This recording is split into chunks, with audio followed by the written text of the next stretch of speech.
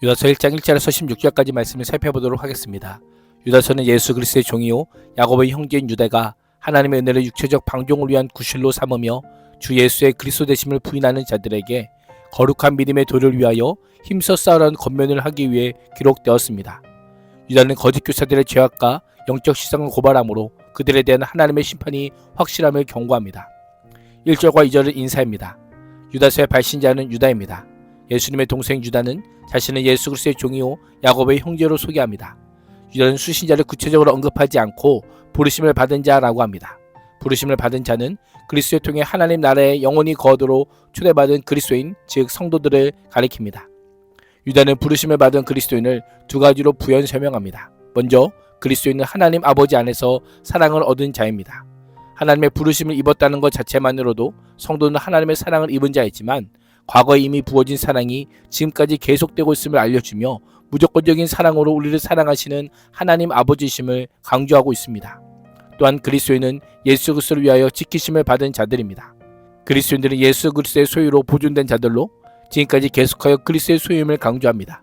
유다서의 기록 목적을 염두에 두면 그리스도인이 영성에 이르기까지 지키심을 입은 자로 진리 가운데 자신을 지키기에 힘써야 하는 자임을 알려주고 있습니다.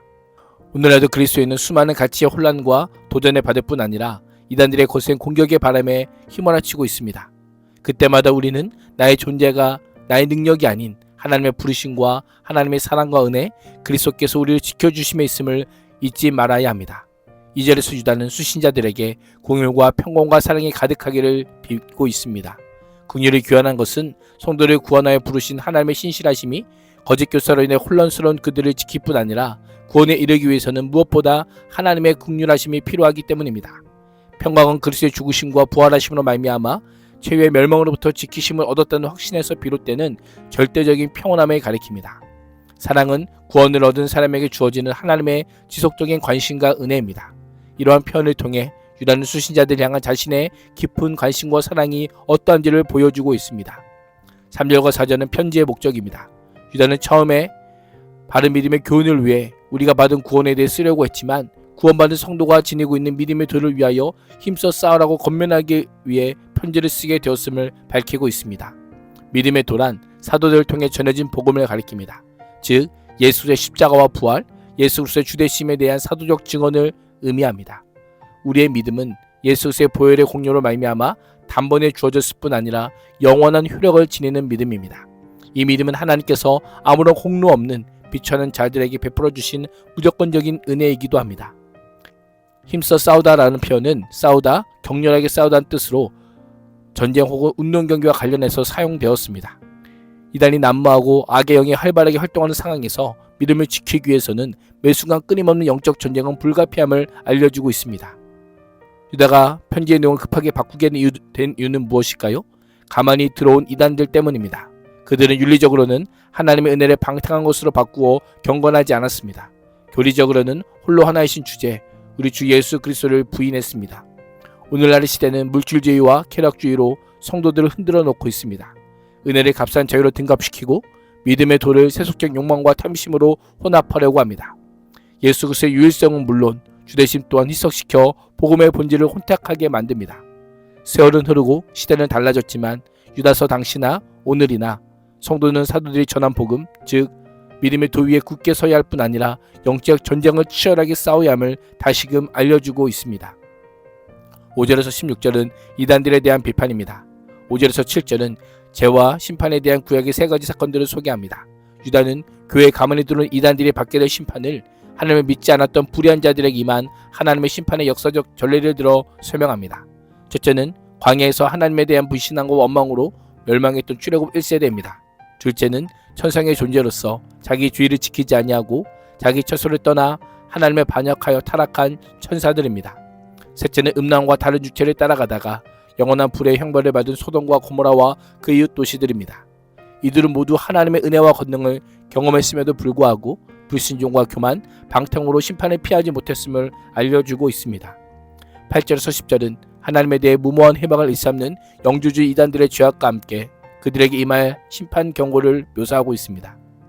8절은 거짓 교사들을 꿈꾸는 이 사람들이라고 부르며 이들의 특징을 육체를 더럽히고 권위를 업신여기며 영적 존재들을 모욕하는 것이라고 지적하며 교회가 경계해야 할 위험을 알려주고 있습니다. 거짓 교사들을 꿈꾸는 이 사람들로 부르는 것은 그들의 주장의 원천이 그들의 꿈이나 환상이었음을 시사합니다. 그들은 무화경 속에 빠져 신과의 접촉을 하였다고 말하는 등 신비 체험을 중요시하면서 육적인 방탕함에 젖어 살았습니다. 9절에서 유다는 천사장이 지위에 있던 미가엘도 모세의 시체에 대해 마귀와 다투어 논쟁할 때에 그 마귀를 비방하는 언행을 피하였는데 하물며 땅에 있는 인간 거짓 교사들이 천상적 존재들을 두려워하지 않고 해방하고 있음을 지적합니다. 거짓 교사들은 교회의 권위뿐 아니라 영적인 존재인 천사들과 나아가 우리 주님이신 예수까지 비방하는 죄를 범하였음을 알려주고 있습니다. 오늘날 세상도 세속적 가치관과 성적 타락과 권위의 왜곡, 탐욕과 물질주의로 교회를 위협함을 성도들은 깨어 알고 있어야 합니다. 11절에서 13절은 거짓 교사들에 대한 정죄와 그들에게 임할 영원한 심판을 언급합니다. 11절은 거짓 교사들을 구약에 등장하는 새 인물인 가인과 발람과 고라에 빗대어 심판을 선고합니다. 가인은 질투심에 눈이 멀어 동생을 살해한 최초의 살인자요, 형제를 거스르는 자요, 악마의 자식입니다. 발람은 불의 삭슬을 위해 어긋난 길로 가다가 결국에는 멸망당한 자입니다. 고라는 하나님께 세우신 권위에 공개적으로 대적했던 자들입니다. 성도는 가인의 질투심 대신 사랑을, 발람의 탐욕 대신 절제와 헌신을, 고라의 반역 대신 순종과 겸손의 삶을 살아야 함을 알려주고 있습니다. 거짓 교사들은 아무런 거리낌 없이 공동체의 애찬에 참여했는데 유다는 그들이 공동체를 신모시킬 암초요, 자신들의 몸만 기르는 목자라고 정죄합니다. 이어지는 네 가지 은유를 통해 그들의 가르침이 공허하며 최후가 허망한 것임을 알려주고 있습니다. 14절에서 16절은 유다는 성도들을 미혹했던 거짓 교사들에 대한 비판을 에녹의 예언으로 마무리하게 됩니다. 오늘 하루도 하나님의 은혜를 고백하는 것으로 그치는 것이 아니라 예수 그리스도의 주되심을 인정하며 날마다 믿음의 도를 위하여 힘써 싸우는 그리스도인이 되시기를 주님의 이름으로 축복합니다. 기도하겠습니다.